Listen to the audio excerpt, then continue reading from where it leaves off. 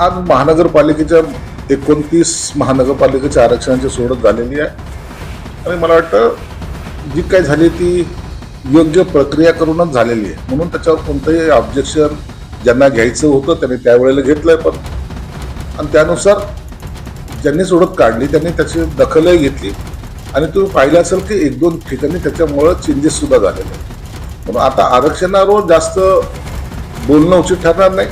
जे आरक्षण पडलंय त्या पद्धतीने त्या ठिकाणी महापौर बसू. विजय उमेदवार असे म्हणजे अनेक ठिकाणचे आरक्षण सोडण्यात फिक्स असून उभाटाने घेतलेले आक्षेप योग्य आहे. आरक्षण हे सगळं देखत निघत असतं. कसं या लोकांना काय झालेलं आहे, मनाप्रमाणे जे काही काम झालं नसेल तर त्याच्यात घोटाळा झाला, गडबड झाली.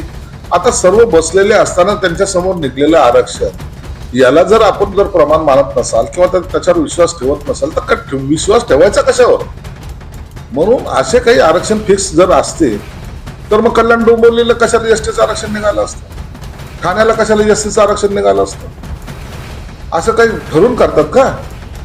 अनेक ठिकाणी एससी आरक्षण निघालं, अनेक ठिकाणी एसटी आरक्षण निघालं, काही ठिकाणी महिला आरक्षण निघालं, काही ठिकाणी पुरुष आरक्षण निघालं.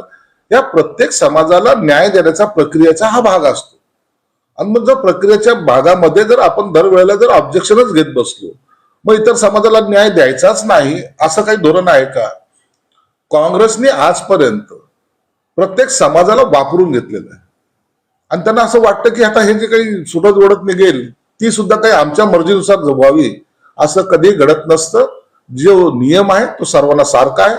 घटना मानता ना तुम्ही, मग जर घटनेचा मान करत असाल तर त्या घटनेनुसार निघालेलं ते आरक्षण आहे आणि त्याचा सर्वांनी सन्मान केला पाहिजे.